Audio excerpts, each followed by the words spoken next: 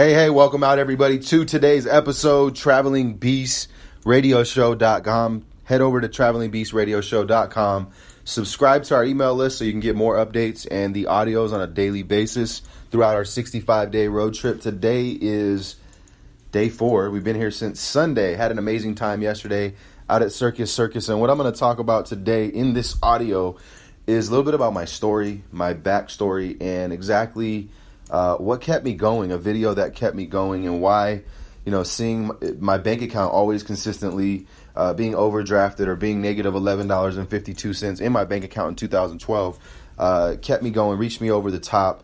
And I really think it's important for people to hear this, because a lot of times nowadays as an entrepreneur, people are literally dusted, disgusted, discouraged, can't win, right? Struggling with ads, struggling with traffic, struggling with mindset. So again, today I'm going to hopefully instill some value and some inspiration into your life so that you can take that for what it's worth and, hopefully apply some things that I'm going to talk about mentally into your business as well. So again, travelingbeastradioshow.com, head over to iTunes, download the Traveling Beast app. Make sure to keep an eye on the Traveling Beast road trip fan page. Guys, keep some engagement there for me. Drop some comments. I love seeing, shout out to Tiffany, dropped a comment and just, excited for us, right? So we get excited when you guys get excited. So again, drop some love over there and let's go ahead and get started, guys. So I usually don't go this far back, but I'm going to really just start out at grade school. Don't worry, this won't be like an hour-long podcast or anything. We'll probably keep this under about 15 minutes. But going back to grade school, guys, was raised by a single mother who's an alcoholic to this day, is still an alcoholic, unfortunately. And I'm going to be very, very transparent on this audio because I believe it's important for you to see the full picture of where I came from. So I just remember thinking as a kid, my mom making my clothes, back in 6th grade, and kids making fun of me, and, me starting to get in fights at 6th grade because kids were, obviously making fun of the hammer pants that my mom would make, right? I always tell that story and I joke about it because people don't realize the severity of, roaches crawling in my ears, sleeping on the ground under a swamp cooler. I mean, we lived in a 1-bedroom, condo or townhouse or whatever it was.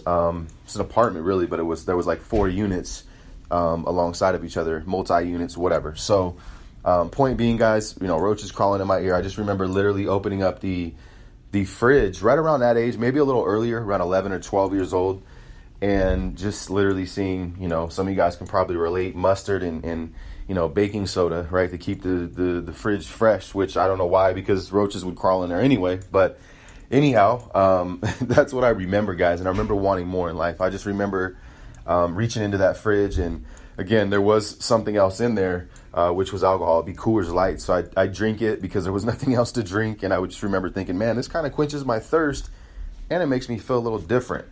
So that was kind of my introduction to, alcohol, drugs, the street life, gangs, all that stuff. And by 12, 13, I was drinking, smoking.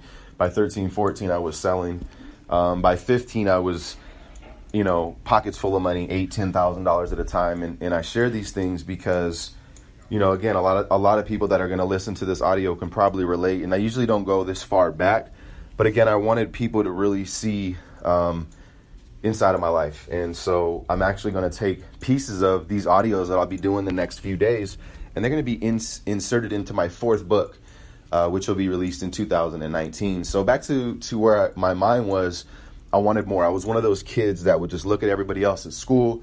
I'd go to friends' houses. They'd have video games, Nintendo, Ninja Turtles, and I wouldn't, right? So I always wanted more in life. And I knew that, taking from people and stealing things, which I did, at the time, and to be transparent. But I knew that wasn't going to last long. I knew that if I kept doing that, I was a smart enough kid to know that I'd probably wind up in jail or prison, right? So again, 15, 16, I started getting into trouble, went to juvenile hall for about 6 months, came out. And that was really ever my only episode being incarcerated, for more than, whatever it was, 15 days. I went back for a couple of violations. And I just remember thinking when I was incarcerated that this is not the life for me. It wasn't anything harsh because it was juvenile hall or hard. But I just didn't want to wind up in prison because I'd heard stories, right? Or California Youth Authorities is what they called CYA, right? So I got out of the trouble that I was in. Fortunately, the 5 charges I had against me were dropped. Assault with a deadly weapon, burglary, theft, GTA, Grand Theft Auto.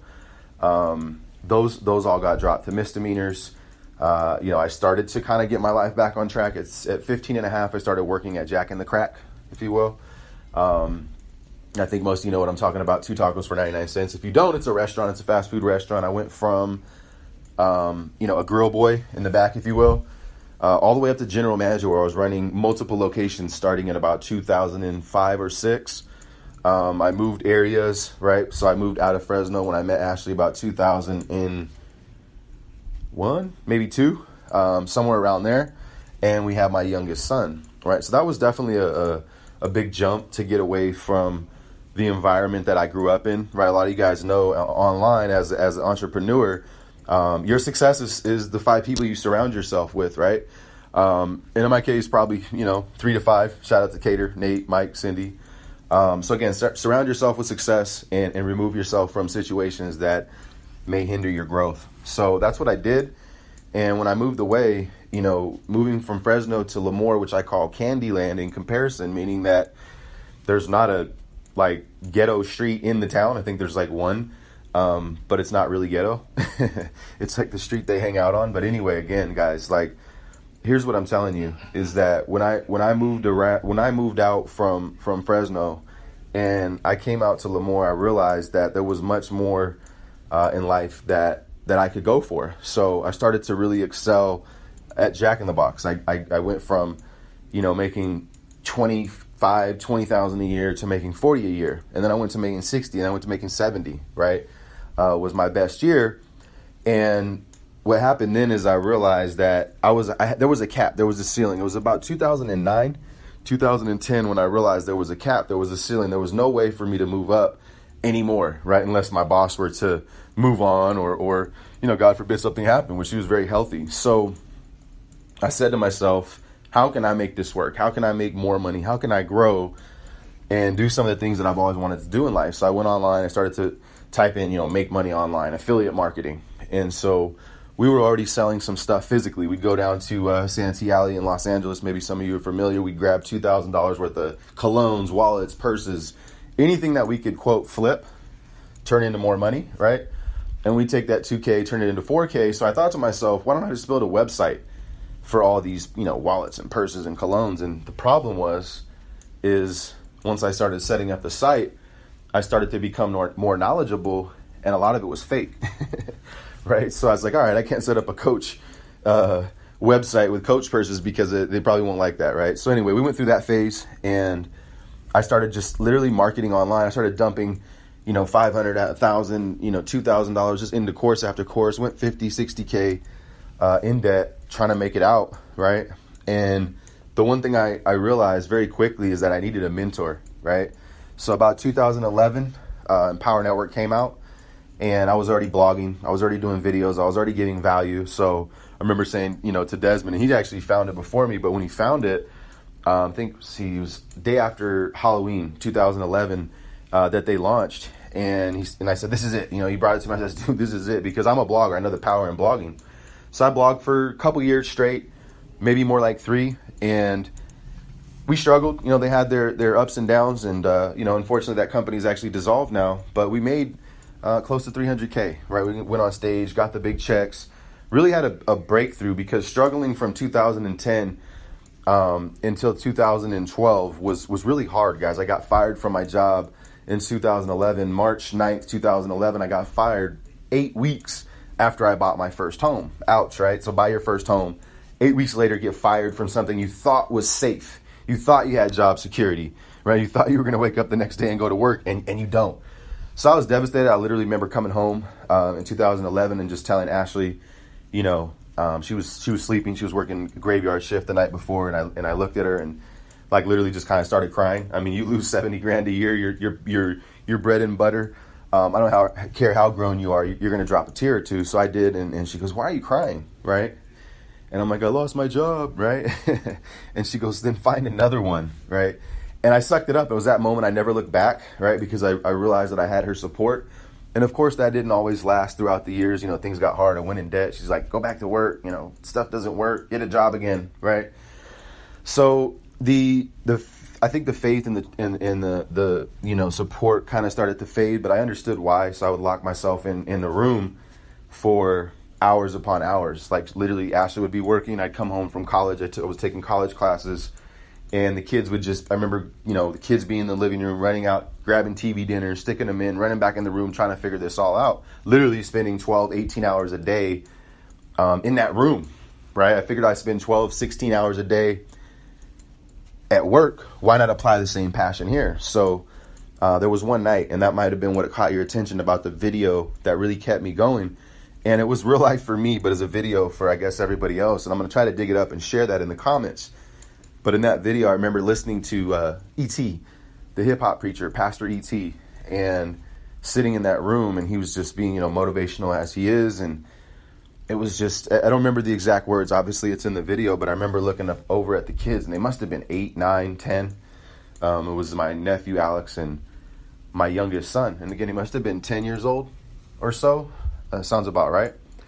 And, I just start crying, like literally thinking that I'm not going to be able to figure it all out. I'm making money, but it's not enough. Like, I'm just ready to go back to selling dope or to go to work, right? And again, I told you I'm going to be very transparent on this audio because I think it's important for people to hear people's thought process. And so that was my thought process, was just give up, really, that's not in my vocabulary, but at that moment when I'm just like, what am I doing? I'm being selfish, right? We're all this money in debt. We just bought this house. We're going to lose it. And so, from that point forward, because that night the kid said, Dad, Big Jermaine, as they call me, it's going to be all right. You're going to do just good. And they start drawing on the whiteboard. And it was like, again, I'll share the video. You can hear me almost crying in the background because I tell you, that's how deep it is for us, because I knew that this was going to work. And if you're anything like me, you have to know that this is going to work for you. Because if you give up now, right, whether you get a bad email from the company you're working with, or maybe your store gets shut down on Amazon, or Shopify gets you for infringing products, or, your company shuts down because you're in network marketing, whatever the case may be, guys, you just have to keep going. And I literally remember just being negative, like exhausting all resources, and being in that room, in my little office, if you will.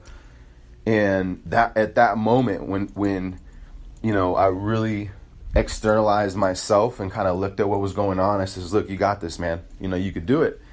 And it was more so the kids telling me that. So again, support is huge, guys. It's really, really important for you to have the support you need in your business. If you don't have the support that you need in your business, sometimes that can be a hindrance. And again, I'm just here to tell you that I didn't have the full support that I needed, but I had the right why. I had the drive. I had the determination to make sure that these kids understand hard work. They see that if you never give up, things happen, right? So now we're on a 65-day road trip, traveling across the United States, as obviously you're listening and watching a little bit on Facebook, I'm assuming. And the fact of the matter is that would have never been possible ever had I been working a career going, hey, Nate, how you doing today? 2 tacos? You still driving that Ghost? Right? While I work someone else's dreams. So again, guys, the key here is never give up. And when I was negative in my bank account, I just remember doing things like little programs or Z&Z or just little things to move money around. It was a constant thing, where it was like low or, negative. And I think a lot of people don't really see that in people's businesses because they just see now, right? Oh, he drives a Maserati. They're traveling across the United States. They just remodeled their home, et cetera, et cetera. But again, they don't see the struggle. They don't see the backstories. That's why today I wanted to take the time to really give you guys an insight on how I felt that day back in 2012. So again, after that day moving forward, I would say, because most people would probably ask, well, what changed, right? Well, I just told you what changed. My why was strong enough to make me change. So the fact is, I stuck with it. 2013 was, I think 2012 was a good year, but then we had a very high 6-figure year in 2012. And then obviously 2013, 14, 15, the rest is history. We've been able to create literally millions online. And sometimes when I say that, it's literally almost hard to grasp mentally. I don't run around talking about, I made millions all the time, but the fact is, we have. But more importantly, we've been blessed to help others make millions, right? Collectively through groups of people, and then individual students that have made millions as well, like Nate and Cater, right? And some others. So the fact is, guys, never give up. I said I was going to keep this audio to about 15 minutes. So if you got some value today, share this audio. Send it to somebody you know. Maybe they're growing up in the streets. Maybe they've had a hard life. Maybe they're struggling with marketing. Maybe they need a coach. Maybe you need a coach. What I want you guys to do is head over to travelingbeastradioshow.com. Download the Traveling Beast app. Follow us on Spreaker. Leave some comments. Give some insight on what you guys think about all the pictures, right? Doing my best to keep up. The audio came out a little bit late today. We're in Vegas, so, long Vegas nights. Met up with our videographer last night. Had a good time. And we went to Circus. The kids played some games, and we watched the show. And again, I share all this to really inspire you. So I hope that today's audio could lift you in a sense that will keep you in the game, guys, because it took me a couple years to really, really establish myself. And the one thing I can tell you right now is listen to my last 2 audios, because those last 2 audios alone can give you, a whole bunch of different ideas on how to make money. Keep an eye out. I'll be doing some more tips on traffic and funnels and all the different stuff as we get on the roads. If you guys have anything specific you want to hear, drop a comment. Okay, you can actually come listen to these live, and I'll start doing these at a certain time every day, or so I'll at least try. So you can come in, you can drop a comment live. But more importantly, I hope you got some value today. Jermaine Lee, Monster Steel, Traveling Beast, signing out. See you guys later. Peace.